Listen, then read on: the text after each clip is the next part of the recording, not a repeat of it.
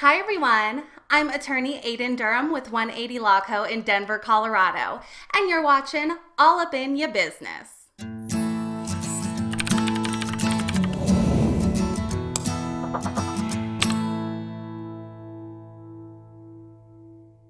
In this episode of All Up in Your Business, we're going to go into detail about how to pay yourself in an S corporation.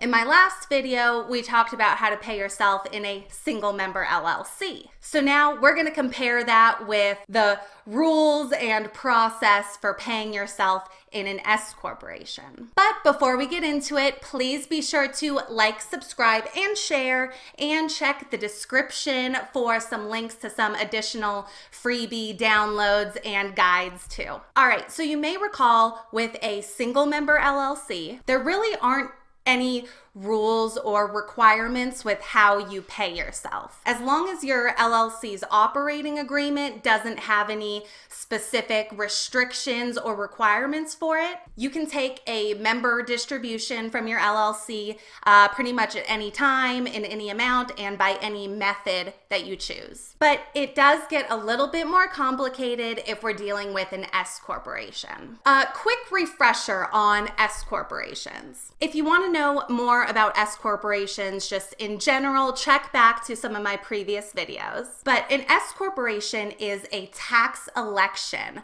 that an entity like an LLC or a corporation can make. So in the majority of instances, oftentimes what we end up with is a single member LLC that's taxed as an S corporation. And so that's the type of situation that I'm going to focus on here today, but these rules really apply if you're a corporation taxed as an S corp or a multi-member LLC taxed as an S corp as well. So when you make an election to be taxed as an S corporation, you as the owner or member become an employee of the LLC as well. So now not only are you a member / owner, you're also an employee. S corporations are considered pass-through entities just like an LLC is. Like in a single member LLC, all of the income to the business is taxed as if it's personal income to the LLC members. There's no separate business or corporate tax. It's all just subject to personal income tax of the member at their ordinary income tax rate plus self-employment taxes. Now, the same thing applies to LLCs that are taxed as an S corporation. Even with the S corp election, all of the income to the business is taxed as if it's personal income to the members, regardless of how much or how little they actually take for themselves. Except where the difference lies is in that self-employment tax. So as an S corp, now that you are technically an employee of your company, you need to be treated as such. That means running payroll and withholding FICA and all those payroll taxes just as it would happen if you were an employee for any other company. The LLC is also going to issue you a W-2, just like it would if you were an employee of another company or if you had other employees. The idea with the S corp is that instead of all of your income being subject to that self-employment tax, it's your reasonable salary. It's your salary as an employee where those withholding and those payroll taxes are being taken out. So it's only that salary that you pay yourself through payroll that gets those extra taxes like the self-employment tax. But since you're an employee, it's payroll taxes like Social Security and Medicare withholdings that are being withheld from your paycheck. So let's compare this with a single member LLC. Let's say we are in a business and the business has a total taxable income of $100,000. For simplicity's sake, we're going to say the taxpayer is in a 24% tax bracket, and then self-employment taxes are 15.3%. So rounding it all and making it a whole number, essentially the taxpayer is paying 39% on that total $100,000 income from the business. That's the ordinary income tax plus the self-employment taxes applied all to that $100,000. Take that same situation, but in an S corporation. Let's say it's still $100,000 taxable income, and the member, the owner, takes a salary of $50,000. So that salary, that $50,000, is taxed pretty much the same with that ordinary income tax and then that 15.3% payroll taxes. So that salary essentially gets that 39% tax applied to it. But then everything else, that additional $50,000 above the member's salary, that's taxed just at the owner's ordinary income tax rate without that self-employment or payroll tax being applied to it. So in the single member LLC, we've got 39% taxes applied to $100,000, which works out to about $39,000 total in taxes, versus in the S Corp, where we're applying that 39% to just the $50,000 and then 24% to the additional $50,000, which if you do a little math, it works out to be about $31,500, something like that, $31,000. So with the S Corp election in that situation, the taxpayer ends up saving about $8,000 overall in taxes. So the first step in how to pay yourself in an S Corp is to make yourself an employee of the LLC. In a lot of jurisdictions, this is going to require getting a payroll tax withholding license or some other kind of tax or employer license. It's going to completely depend on your state and your city and your jurisdiction's requirements, what they need. But in most situations, you're going to need to make some filings with your city and your state in order to withhold and properly report all of those payroll taxes. You may also need to get workers' compensation coverage. And again, this is dependent on where you live and if they have some kind of exemption. In Colorado, if there are no actual other employees and it's only member or owner employees, then you can be exempt from a workers' compensation coverage requirement. So again, that's going to depend on where you are. And you're also going to need to get yourself set up on payroll. So how do you do that? There are a lot of different ways. There are a lot of online payroll companies that are relatively inexpensive and pretty easy to use. With many of them, you just input your pay rate or your salary rate, and they calculate all the taxes, they figure out what needs to be withheld, and then they often take care of all the filings and all the reporting too, which is really important in your payroll service, whatever it is making sure they handle all aspects of it. And then typically they'll take care of all those reportings and then either send you a check or do a direct deposit into your bank account. I used ADP before when I was first starting, and I was really happy with them. Intuit, which is the company behind QuickBooks, they have a payroll service online as well. And then I've also heard good things about Gusto, which is a kind of HR program, but I've heard a lot of good things with regard to their payroll service too. I don't have any experience aside from with ADP, but that's just what I've heard in passings at the water cooler as far as online payroll services go. So if you pay yourself a salary via payroll, then everything else on top of that that the business makes or that you take for yourself is considered a member distribution. So if your business makes $100,000, you can take $50,000 as a salary, and then the remaining $50,000 is considered a distribution. Or if it's an S Corp, if it's a corporation taxed as an S Corp, then it might be referred to as a dividend instead because it's a shareholder rather than a member. But the point is that the payroll part has these taxes, and then the rest is a distribution or a dividend. When you're considering paying yourself and how much to pay yourself and how to pay yourself, it's really important that your bank is in line with your goals and your plans. For example, you may not want to bank with a bank that charges extra for a direct deposit if you plan on direct depositing, or if they charge extra to do ACH transfers, or if you can't easily transfer, then you may not want to use that bank. But that's an important thing to consider when you're starting an S Corp or starting any kind of a business, really. It's also really helpful if your bank integrates or somehow connects with your bookkeeping or your payroll software too, so it can all talk to each other. I was recently introduced to a bank called Novo. It's a completely online bank, and you can apply and open a business checking account online in minutes. It's super easy, which I love. You don't even have to leave your house or talk to a person on the phone, and you can open a checking account. You only need $50 to initially fund the account to get it open,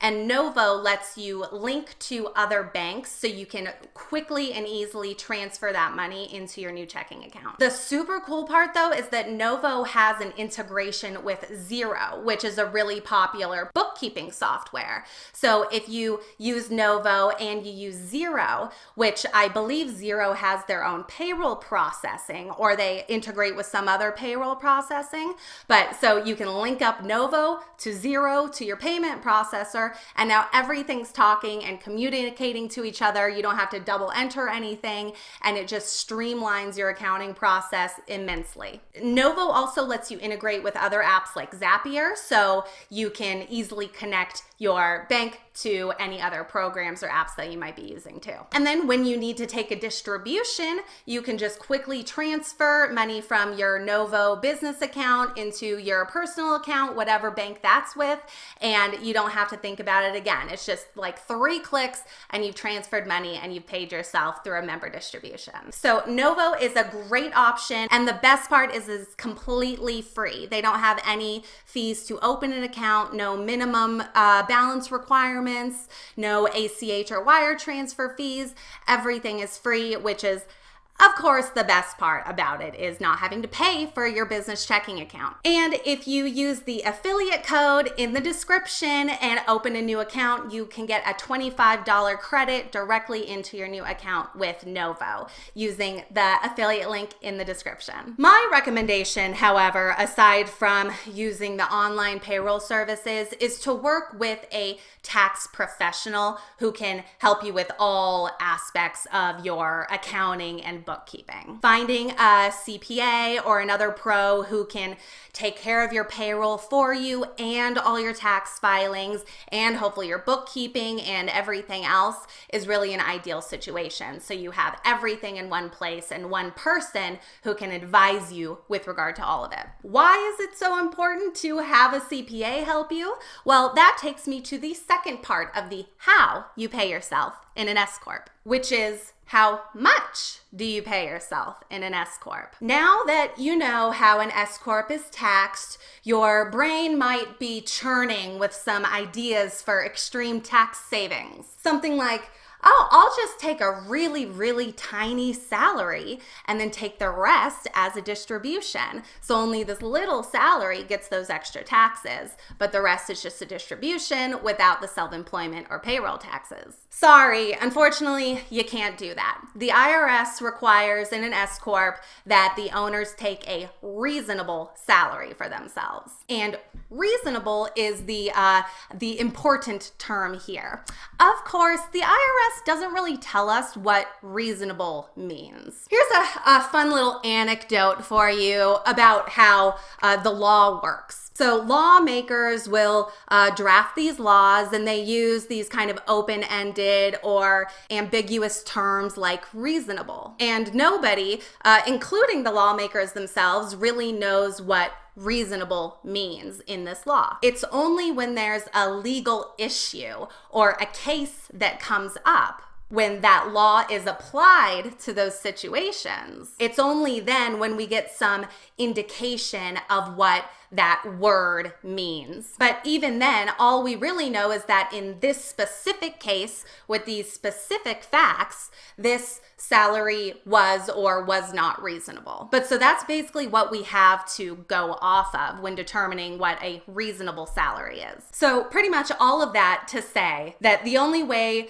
that we know what constitutes a reasonable salary is based off of previous situations where the IRS has said, yes, that's reasonable, or no, that's not reasonable. And there are a lot of different schools of thought that go into how you determine what a reasonable salary is. According to my CPA and many of my other accounting colleagues, the kind of general rule of thumb or a good rule to abide by is to have your salary be about 50% of the business's net income. So again, this comes from previous IRS rulings and cases where the IRS has determined what a reasonable salary is. So in one case, the IRS said 49% salary versus net income was reasonable, whereas in some other cases, they said 59% was reasonable. So going off of some of those legal precedents and case history,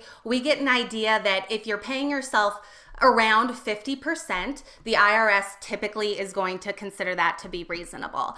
But again, it's always very fact dependent and completely dependent on specific facts and circumstances. So we can't say 50% and you're good, you're not going to have anything to worry about. We can really just say, we know in the past 50% has been acceptable, so we're going to kind of ride off of that. So that's really why I recommend working with a tax professional when you are making an S Corp election or if you're running an S corporation, to make sure you're paying yourself enough and not too much through that salary. Because if you overpay through your salary, then you're overpaying taxes. You can pay 100% of your salary through payroll, but now you might be overpaying. So working with a professional who can help you figure that out is the best thing to do.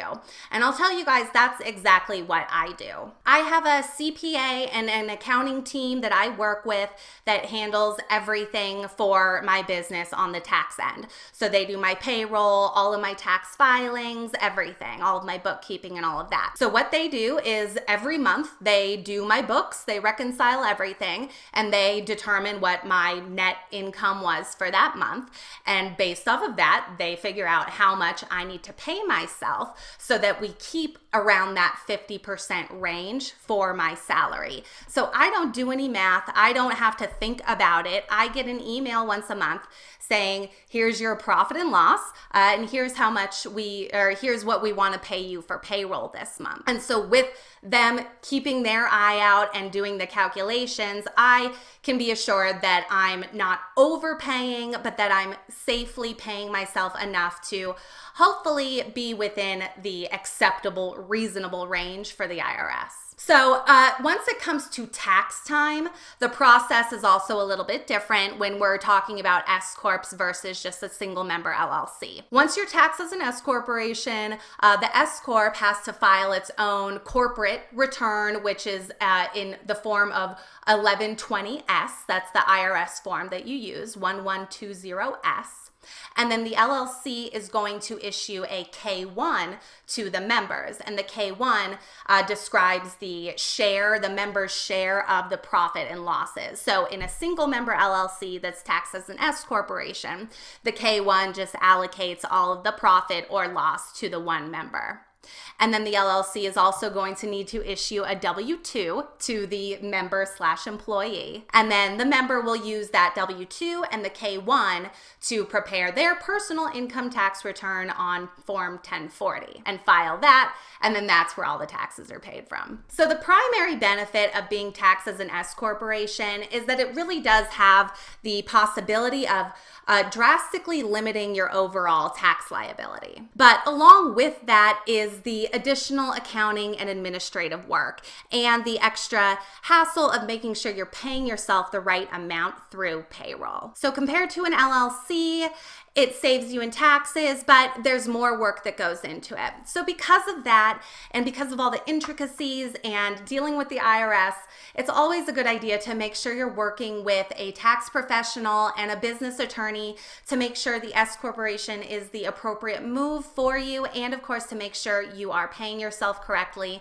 and handling all the filings properly too. That's all for this episode. Drop a comment below and let me know what you think. And again, don't forget to check the description for my free downloadable guides and check sheets too. Thank you all so much for watching. I'm Aiden Durham, and I'll see you next time.